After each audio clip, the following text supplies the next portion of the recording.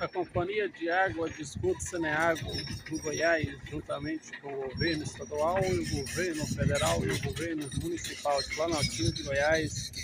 as obras estão a todo vapor